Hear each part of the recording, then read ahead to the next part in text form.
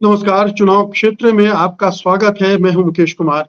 दोस्तों, 2019 के चुनाव में सभी सीटें जीतने वाली भारतीय जनता पार्टी के लिए हरियाणा में हवा पूरी तरह से खिलाफ होती जा रही है। चुनाव की शुरुआत में ऐसा लग रहा था कि वो सब कुछ संभाल लेगी। कांग्रेस हाईकमान ने सोचा था कि मुख्यमंत्री बदलकर और कांग्रेस के 6 नेताओं को टिकट देकर वो पासा पलट देगी। मगर उसकी एक नहीं चल रही और अब आलम यह है कि एक-एक सीट बचाना उसके लिए एक असंभव सी चुनौती बनती जा रही है। दरअसल इस बार बीजेपी का मुकाबला किसी राजनीतिक दल से नहीं, जनता से हो गया है। हरियाणा की जनता ने ही कमर कस ली है। इसीलिए बीजेपी प्रत्याशियों को गाँव में घुसने नहीं दिया जा रहा है। जो घुस रहे हैं, उन्हें बेइज्जत करके भगाया जा रहा है। और तो और पूर्व मुख्यमंत्री मनोहर लाल खट्टर की भी यही दुर्गति हो रही है। सवाल उठता है कि 25 मई को होने वाले मतदान में किसके पक्ष में वोट पड़ने जा रहे हैं और क्या बीजेपी अपनी कुछ सीटें बचा पाने की स्थिति में है? क्या मोदी शाह की रैलियां कुछ प्रभाव डाल सकती हैं या फिर किसानों का और दूसरे वर्गों का विरोध उनका भी वही हाल करेगा जो बीजेपी के और नेताओं का हुआ है? वरिष्ठ पत्रकार जगदीप संधू हरियाणा की नब्ज को बहुत ही गहराई से परखते हैं और पकड़ते हैं। वो हमारे साथ हैं, तो आइए उनसे इस मुद्दे पर बातचीत करते हैं। जगदीप जी, कार्यक्रम में आपका बहुत-बहुत स्वागत है। जी, शुक्रिया। मैं जी, मैं चाहूँगा सबसे पहले तो आप जो चुनावी माहौल है, वो बताएँ कि इस समय हरियाणा में क्या घट रहा है? क्योंकि हमारे पास तमाम तरह के वीडियो आ रहे हैं जिसमें बीजेपी के प्रत्याशियों को गाँव में घुसने नहीं दिया जा रहा है, प्रचार करने नहीं दिया जा रहा है, उनके खिलाफ विरोध प्रदर्शन हो रहे हैं और वो किसी को नहीं बख्श रहे। जी। देखिए, जहां तक हरियाणा की बात है, हरियाणा में आज चुनाव की परिस्थितियों में जो स्थिति है वो बहुत गंभीर बनी हुई है और भारतीय जनता पार्टी के लिए, सत्तारूढ़ दल के लिए पूरे हरियाणा में एक विरोध की लहर स्पष्ट तौर पे देखी जा सकती है। आपको बता दूं कि हरियाणा के करीब 2 लाख ये 2 विरोध करोड़ की लहर है या सैलाब है, सुनामी है, क्या है, आंधी है? इसको हम अगर कह सकें तो एक बहुत बड़ी लहर है जो भारतीय जनता पार्टी के खिलाफ है और वो जो विरोध है स्थानीय मतदाताओं का, वो स्पष्ट तौर पे पिछले 1 महीने से जब से चुनाव शुरू हुआ है देखा जा रहा है और दिन प्रतिदिन वो तीव्र होता जा रहा है। और बहुत से वीडियोस आपके पास भी पहुंचे होंगे, सभी जगह सोशल मीडिया पे हैं और उनमें स्पष्ट तौर पे दिखाई देने लगा है कि ग्रामीण क्षेत्रों में भारतीय जनता पार्टी के जितने भी प्रत्याशी हैं, जो भी उनका चुनाव प्रचार करने जा रहे हैं, उनका पूरा विरोध किया जा रहा है। मैं आपको बताना चाहूंगा कि हरियाणा के लगभग 2 करोड़ 4 लाख वोटर हैं और अगर हम बात करें हरियाणा की पूरी जनसंख्या की, तो आज भी 70% जनसंख्या जो है वो ग्रामीण गांवों में बसती है और चुनिंदा ऐसे शहर हैं जिनको अगर हम कह लें जो कॉस्मोपॉलिटन हैं, उनमें गुड़गांव या फरीदाबाद कहे जा सकते हैं। बाकी ज्यादा अधिकतर स्थानों पे जगदीप ग्रामीण जनसंख्या है जी, जहां जगदीप जी, ये बताइए कि जब चुनाव शुरू हो रहे थे और जी तमाम तरह के ओपिनियन पोल्स आए थे, तो हर ओपिनियन पोल्स जो है बीजेपी को 8, 9, कम से कम 7 सीटें तो दे ही रहे थे। जी कांग्रेस को 1-2 इक्का-दुक्का सीटें दी जा रही थी। इस जी बीच में ऐसा क्या हो गया कि एकदम से माहौल उलट गया है? देखिए, जो मतदाता थे अपने वक्त का इंतजार कर रहे थे ऐसा लगता है। अगर हरियाणा की पृष्ठभूमि को देखें तो हरियाणा की पृष्ठभूमि में पिछले 10 सालों में जितने आंदोलन हुए और जिस प्रकार से सामाजिक वर्गों के साथ उन्होंने अपनी मांगों के लिए प्रदर्शन किए, आंदोलन किए और उनके साथ जिस प्रकार से दमन और बर्बरता की गई, तो उसके बाद से बहुत से मतदाता या लोग एक तरह से इस प्रशासन से कुछ इस तरह से थे कि वो समय आने पर अपना जो रोष है वो व्यक्त करेंगे और वो चुनाव का अवसर था जब एकदम से लोगों ने अपनी मुखर प्रतिक्रिया देनी शुरू की, क्योंकि जैसे ही ये चुनाव का मौका आया अब स्थितियां मतदाता के पक्ष में आने लगी और अब उन्होंने अपने प्रतिक्रियाओं को जाहिर किया।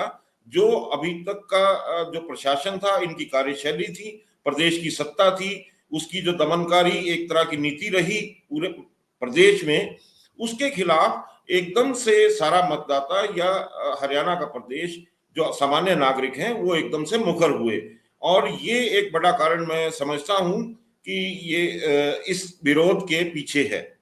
आप कहना चाह रहे हैं कि बहुत सारे कारण थे जो सतह पर नहीं आ रहे थे और इसीलिए ओपिनियन पोल्स उनको पकड़ नहीं पाए, और जी। जैसे ही प्रत्याशियों की घोषणा हुई, एकदम से वो सारी चीजें बाहर आकर उबलने लगी।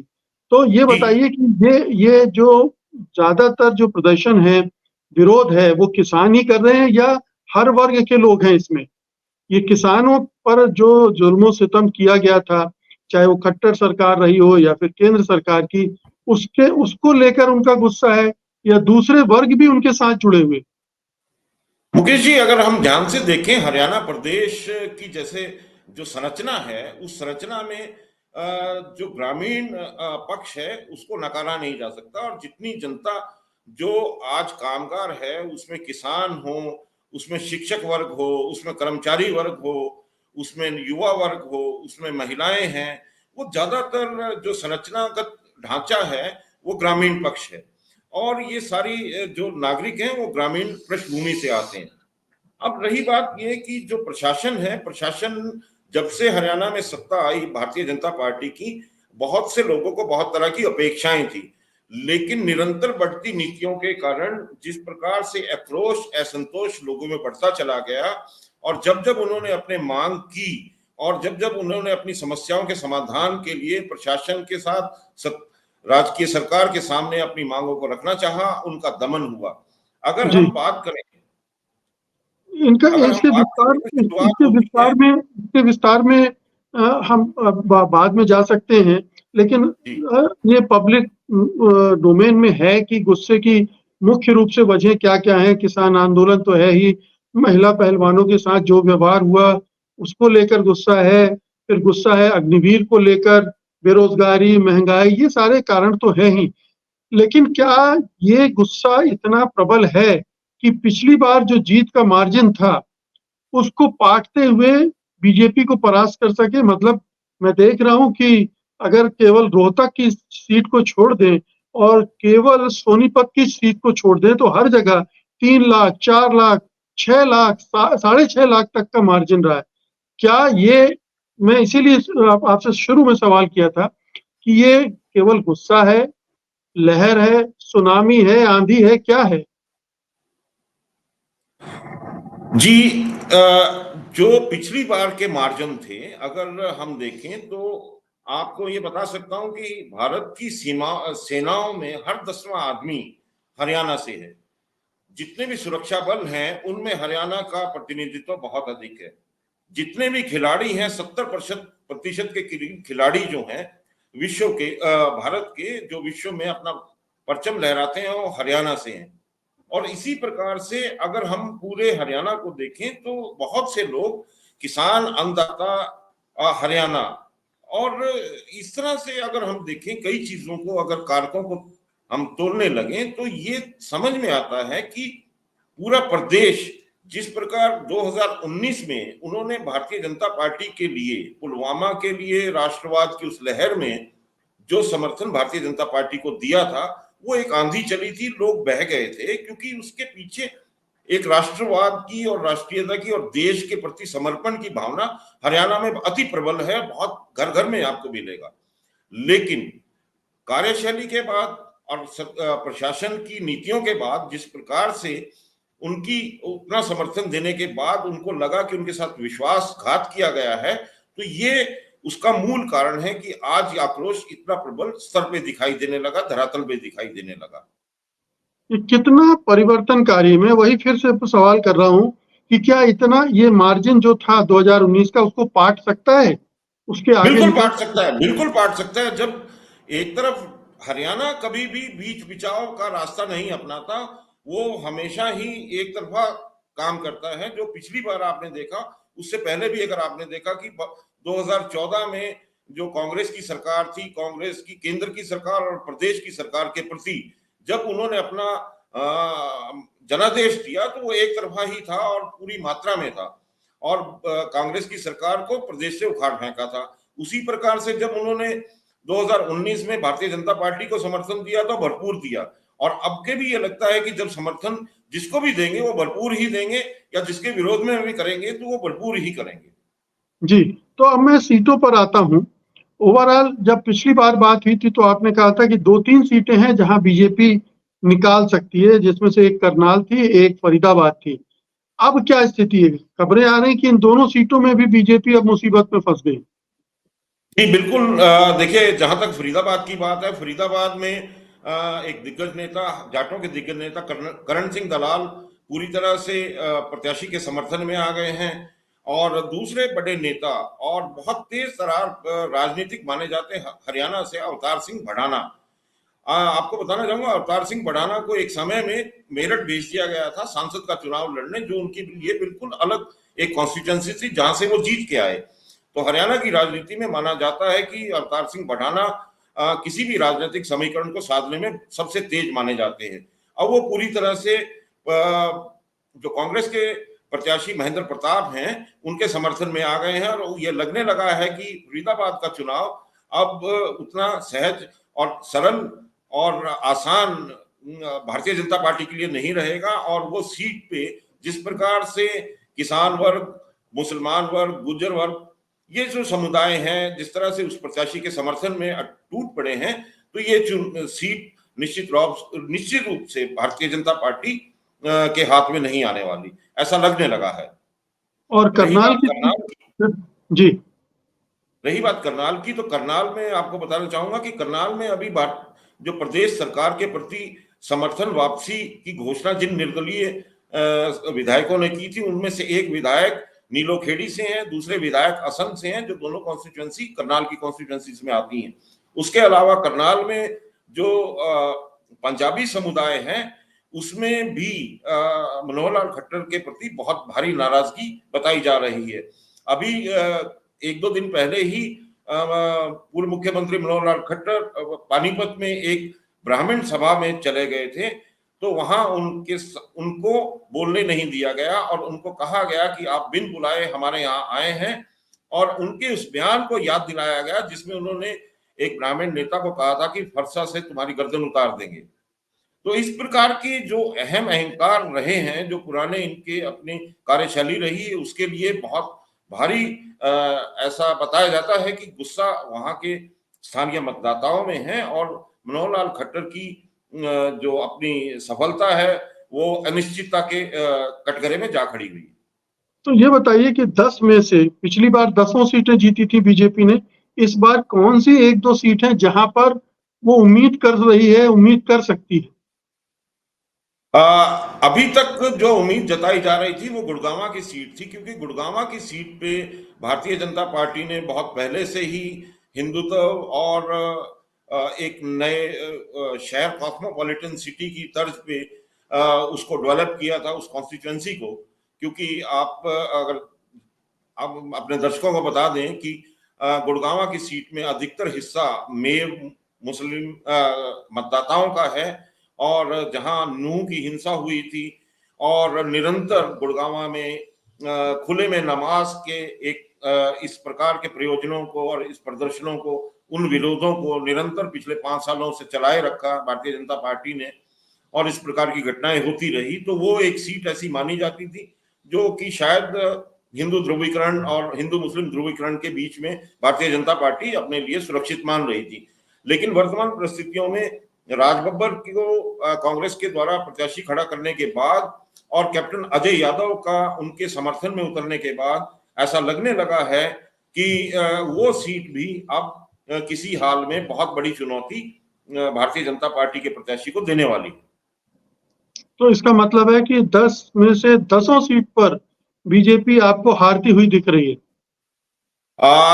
निश्चित तौर पे तो चुनाव के परिणाम 4 तारीख को आएंगे, लेकिन जो जमीनी परिस्थितियां हैं उनमें हम कह सकते हैं कि भारतीय जनता पार्टी के लिए बहुत बड़ी मुश्किलें खड़ी हो गई हैं, और जो जनता का अभी से प्रतिक्रिया है, वो प्रतिक्रिया, वो विरोध जनादेश में किस तरह से परिवर्तित होता है वो 4 तारीख को पता लगेगा। लेकिन जो प्रतिक्रियाएं हैं और जो व्यवहार जनता का है, मतदाताओं का है, उससे लगने लगा है कि भारतीय जनता पार्टी को अब के हरियाणा में शायद ही कोई सफलता मिल पाए। ये जो 6 दल बदलू खड़े किए थे बीजेपी ने कांग्रेस से तोड़ कर, क्या उनमें से कोई भी इस स्थिति में नहीं है कि बीजेपी को एक सीट दिला सके, उसकी लाज बचा सके? देखिए, ये सभी लोग जो हैं ये पहले अन्य पार्टियों में रहे हैं, तो इनके बारे में सभी मतदाता बड़े अच्छे से जानते हैं। पार्टी बदल लेने से उनमें कोई विशेष गुण नहीं आ जाते, ये भी मतदाता अच्छे से जानता है। तो जिस प्रकार इनको पहले उन्होंने किसी कांग्रेस पार्टी या किसी अन्य दल से जिताया था, और जब ये उनकी अपेक्षाओं पे, मतदाताओं की अपेक्षाओं पे पूर्ण नहीं उतरे, तो इनको जब अपनी पार्टी में कोई संभावनाएं नजर नहीं आई, तो राजनीतिक अपने अपने भविष्य के लिए इन्होंने अपने पार्टी परिवर्तन करके दूसरे दलों से जिस प्रकार राजनीति में अपने आप को बनाए रखने की प्रयास किए हैं, तो मतदाता इसको अच्छे से समझता है और इसको जानता है। और इस तरह से मतदाता शायद अब उस झांसे में नहीं आने वाला जो राजनीतिक तौर पे पहले हुआ है। और मतदाता का अपना मन है, अपना विवेक, अपनी बुद्धि, अपना समझ है, वो शायद अच्छे से इस चीज को आंख तोल कर ही आगे अपना मतदान करेगा। जगदीप जी, हरियाणा की 10 में से 9 सीटों पर कांग्रेस लड़ रही है, एक पर आम आदमी पार्टी लड़ रही है कुरुक्षेत्र में। नवीन जिंदल जो कि बड़े थैली शाह हैं, उद्योगपति हैं, वो यहाँ से अब इस बार बीजेपी के टिकट पर चुनाव लड़ रहे हैं। पहले वो कांग्रेस के नेता होते थे। तो सुशील गुप्ता कैसी चुनौती दे रहे हैं उनको? देखिए, जहां तक आम आदमी पार्टी के सुशील गुप्ता का सवाल है, मैं बताना चाहूंगा कि कुरुक्षेत्र की सीट एक बड़ी ऐतिहासिक सीट है, जहां से 2 बार भारत के कार्यकारी प्रधानमंत्री गुलजारी लाल नंदा सांसद रहे हैं। और दूसरी बात यहाँ ये है कि ये एक एपिक सेंटर है हरियाणा में किसान आंदोलन का, ये क्षेत्र। और इस क्षेत्र में जो सिख कम्युनिटी है, जो सैनी है, जो किसान है, जो अन्य जातियां हैं, वो भी पहले भारतीय जनता पार्टी का समर्थन कर चुकी, लेकिन किसान आंदोलन के बाद वहां बहुत बड़े रूप में परिवर्तन हुआ। और इसमें पहले कुरुक्षेत्र की सीट से राजकुमार सैनी सांसद बने थे। और राजकुमार सैनी के बारे में कहा जाता है कि उन्होंने 2014 में हरियाणा में भारतीय जनता पार्टी की जो एक नीति थी सामाजिक विभाजन की, उसके वो एक मुखर नेता रहे। लेकिन बाद में उनका भी भारतीय जनता पार्टी से मोह भंग होने के बाद वो लौट के अब कांग्रेस को समर्थन करने लगे हैं। और कुरुक्षेत्र से ही सैनी समाज की बड़ी नेता रही, 2 बार सांसद रही, कैलाशव सैनी ने भी अभी हाल ही में भारतीय जनता पार्टी को छोड़ के कांग्रेस को ज्वाइन किया है। और इस प्रकार से जो स्थानीय समीकरण है बहुत तेजी से परिवर्तित हो रहे हैं, और वो आम आदमी पार्टी के और कांग्रेस के संयुक्त जो प्रत्याशी हैं सुशील गुप्ता, उनके पक्ष में बड़ी मजबूती से खड़े होते दिखाई दे रहे हैं। तो इसलिए, और तीसरा त्रिकोणीय मुकाबला बनाने के प्रयास जो हैं वो इनेलो पार्टी के अभय चौटाला जो राष्ट्रीय महासचिव हैं उनके द्वारा किए जा रहे हैं। लेकिन ये आम धारणा बनी हुई है कि भारतीय इनेलो के जो अभय सिंह चौटाला हैं, उन्होंने विगत में भारतीय जनता पार्टी का साथ दिया था राज्यसभा के चुनाव, राज्यसभा सदस्य के चुनाव के समय भी, और पीछे जब हरियाणा के विधानसभा में विश्वास मत आया था, तो शायद वो उस प्रकार से उतना सफल नहीं हो पाएंगे। तो इसलिए वहां जो भी निर्णय हो रहा है, जो बाइनरी बन रही है मतदाताओं की, वो भारतीय जनता पार्टी और कांग्रेस के संयुक्त प्रत्याशी के बीच में ही है। और उसमें भारतीय जो कांग्रेस के संयुक्त प्रत्याशी हैं वो आगे बढ़त बनाए हुए हैं। तो आज की तारीख में आप वो कौन सी सीटें हैं जिनको आप मानते हैं कि ये तो इनका फैसला लगभग हो चुका है? वो कौन कौन सी सीटें आप गिनाएंगे? उनमें सबसे पहले तो हरियाणा की दोनों आरक्षित सीटें हैं, एक सिरसा की और एक अंबाला की। जहां सिरसा में कुमारी शैलजा जो हरियाणा की दिग्गज नेता हैं, बड़ी नेता हैं, वो, और उनकी विनम्र छवि और उनकी कार्यशैली की वजह से उनको एक तरफा जीत मिलने के आसार हैं। और दूसरी सीट अंबाला की है, जहां वरुण मौलाना खड़े हैं, जो फूलचंद मौलाना जो पहले प्रदेश अध्यक्ष रहे कांग्रेस के, उनके बेटे हैं। उनकी छवि भी उसी प्रकार से एक विनम्रता की छवि और सौहार्द की छवि है, तो उनको भी वहां एक बढ़त, सुरक्षित बढ़त के बताई जा रही है।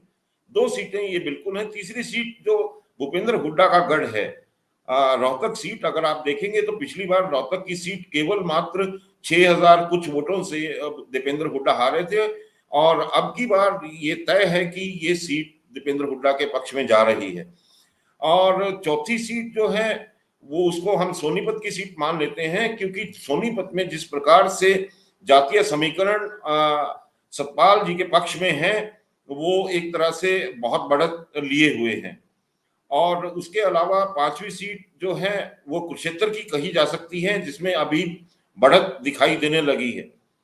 तो इस प्रकार से 5 सीटें ये हैं। छठी सीट को अगर मैं कहूं तो वो फरीदाबाद की है, और 7वीं सीट अगर कही जाए तो भिवानी महेंद्रगढ़ में भी राव दान सिंह की जो सीट है, जिसमें आपकी कांग्रेस ने एक नया दाव चला कि बंसीलाल परिवार के बाहर किसी प्रत्याशी को टिकट दिया, और राव दान सिंह जिस कॉन्स्टिट्यूंसी से आते हैं, भिवानी लोकसभा सीट के अंतर्गत 4 कॉन्स्टिट्यूंसी ऐसी हैं जो उनकी जाति बहुल हैं, यानी अहीर बहुल हैं, अहीरवार क्षेत्र से वो आते हैं। और परंपरागत रूप से जो राजपूत वोट और जो अन्य जातियों के वोट इस लोकसभा क्षेत्र में भारतीय जनता पार्टी को परंपरागत रूप से मिलते रहे, लेकिन अब जो रोष राजस्थान और गुजरात में और पश्चिमी उत्तर प्रदेश में राजपूत समुदाय के द्वारा भारतीय जनता पार्टी के खिलाफ दिखाया गया, उसका प्रभाव हरियाणा में भी है। तो इसलिए ये लगता है कि राजपूत मतदाता, अहीर मतदाता और जाट तीनों ही राव दान सिंह के पक्ष में बड़ी मजबूती से खड़े हैं। इसलिए ये सीट भी अब सुरक्षित तरीके से कांग्रेस के प्रतिनिधि प्रत्याशी जीतते हुए दिखाई दे रहे हैं। तो अब बची गुड़गांव की सीट, जिसके बारे में आपको अभी यकीन से आप नहीं कह पा रहे हैं।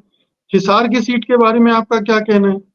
हिसार की सीट में अभी तक माना जा रहा था कि एक तरह से कंटेस्ट है, लेकिन अब स्थितियां बहुत तेजी से स्पष्ट हुई हैं। जिस प्रकार से प्रचार में यहाँ के दिग्गज नेता, भारतीय जनता पार्टी के जो दिग्गज नेता हैं, उनका सामने नहीं रहना, जिनमें पूर्व वित्त मंत्री कैप्टन अभिमन्यु, जिनको असंध कॉन्स्टिट्यूंसी का ऑब्जर्वर लगा दिया, या जो बड़ा परिवार भजनलाल परिवार से जिस प्रकार कुलदीप बिश्नोई को अपेक्षा थी यहाँ से टिकट मिलने की, उनको टिकट नहीं मिली, और उनका भी अपना जो मन है वो किसी और तरीके से यहाँ काम कर रहे हैं। और पूर्व मुख्यमंत्री मनोहर लाल खट्टर के द्वारा यहाँ एक आम सभा में भजनलाल के ऊपर कटाक्ष करना भी उनको भारी पड़ने लगा। तो अब धीरे धीरे ये हो गया है कि जो हरियाणा हिसार की सीट है, वो सीट कांग्रेस के प्रत्याशी के पक्ष में आगे बढ़ती हुई दिखाई दे रही है, और लगने लगा है कि ये सीट भी कांग्रेस अपने पक्ष में कर लेगी, और भारतीय जनता पार्टी को यहाँ बड़ी भीतरघात का सामना करना पड़ रहा है। और करनाल में मनोहर लाल खट्टर मुसीबत में तो हैं, क्या हार भी सकते हैं? जी बिल्कुल हार सकते हैं। देखिए, कहीं भी आश्चर्य हो सकता है, क्योंकि दिव्यांशु बुद्धि राजा जो छात्र राजनीति से निकले हैं, वो युवा वर्ग के मुद्दों के लिए निरंतर संघर्षरत हैं पिछले 15 सालों से, और वो युवाओं के लिए एक बड़ा मुखर चेहरा रहे हैं उनकी समस्याओं को लेकर। उनके संघर्ष भी बड़े सशक्त रहे हैं पूरे हरियाणा प्रदेश में, युवाओं की जितनी भी समस्याएं हैं उनके बारे में। और बुद्धि राजा के बारे में कहा जाता है कि वो पंजाबी समुदाय से हैं, तेज तर्रार नेता हैं, युवा हैं। तो उस प्रकार से हो सकता है कि करनाल में जिस प्रकार के भीतरघात चल रहे हैं भारतीय जनता पार्टी के, और जिस प्रकार से नाराजगी मनोहर लाल खट्टर के प्रति है, आपको बता दूं कि मनोहर लाल खट्टर के प्रति हरियाणा में एक विशेष तौर पे जिसको ये कह लीजिए कि एक नाराजगी है, क्योंकि जब भी ऐसी कोई सभाएं, जो जनसभाएं हुई, भले वो सिरसा में जहां एक महिला ने अपनी चुन्नी उनके पांव में रख दी थी और उनको लताड़ा गया था, और दूसरी सभा में जहां एक महिला ने कहा था कि अगर हमारे इस इलाके में कुछ कारखाने या फैक्ट्रीज आ जाएंगी तो हमें रोजगार मिल जाएगा, तो उसका उपहास किया गया कि चंद्रयान 4 में की जो अभी आगे आने वाले समय में योजना है, आपको उसमें चंद्रयान में भेज दिया जाएगा। तो हरियाणा में जिस प्रकार से मनोहर लाल खट्टर ने दंभपूर्वक जितना अपमान स्थानीय नागरिकों का किया, उसका प्रायश्चित उनको अवश्य इन चुनाव में देखना पड़ेगा। जी, तो अंत में अगर आपसे मैं कहूँ कि बीजेपी को अधिकतम कितनी सीटें मिलेंगी और न्यूनतम कितनी सीटें मिल सकती हैं? दोनों मैं खुला रख रहा हूँ। देखिए, आज की परिस्थिति में ये कहा जा सकता है कि भारतीय जनता पार्टी के लिए आज एक संभावना बहुत क्षीण सी बचती है, वो गुड़गांव को लेके है। दूसरी संभावना थोड़ी-सी बचती है, वो करनाल को लेके है। और अन्यथा बाकी सभी सीटों पे मुझे नहीं लगता कि आज की स्थिति में भारतीय जनता पार्टी की कहीं भी स्थिति मजबूत हो। यहाँ विपक्ष की स्थिति दिन प्रतिदिन मजबूत हो रही है और कल चुनाव प्रचार थम जाएगा। और अभी तक ये माना जा रहा था कि हरियाणा में कांग्रेस के बड़े दिग्गज नेताओं की सभाएं नहीं हुई। मैं आपको बताना चाहूंगा कि कल परसों शायद, हाँ, या कल की बात, हिसार में केंद्रीय गृह मंत्री अमित शाह की एक रैली थी और उस रैली के अंदर बहुत कम संख्या में लोग आए और इसलिए अमित शाह हिसार में अपनी रैली को केवल 15-20 मिनट में निपटा के आगे निकल गए।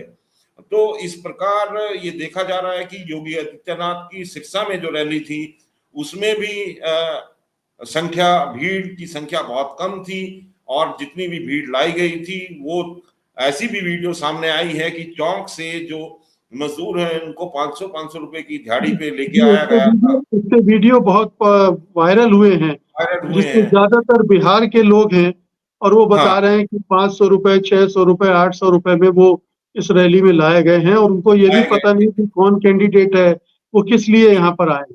जी जी, तो इस प्रकार की जो घटनाएं हैं उससे साफ पता लगता है कि जो भारतीय जनता पार्टी का कार्यकर्ता है, जो उसका समर्थक है, वो कितना हताश है और उसको ये स्पष्ट रूप से पता चल चुका है कि विरोध कितना भारी है। और ये प्रत्याशी भी जानते हैं, लेकिन क्योंकि चुनाव है, प्रचार करना उनका अपना एक काम है और सभाएं होना अपनी जगह है, लेकिन ये सब स्पष्ट तौर पे पता लग चुका है कि हरियाणा में अब की बार भारतीय जनता पार्टी के लिए संभावनाएं बहुत बहुत क्षीण है। मतलब 8-2 सबसे अच्छा सीन बन सकता है बीजेपी के लिए। 2 सीटें वो जीत ले तो ये उसके लिए बड़ी खुशकिस्मती होगी। उपलब्धि मानी जाएगी। जी, उपलब्धि मानी जाएगी। जी। तो ये मुझे वो जो तमाम रणनीतिकार इधर-उधर बयान देते फिर रहे हैं कि बीजेपी की सीटें कम नहीं होंगी, वो 8 सीटें तो यहीं से कम करके चलें, जो कोई भी नुकसान हो कितनी रहा भी है।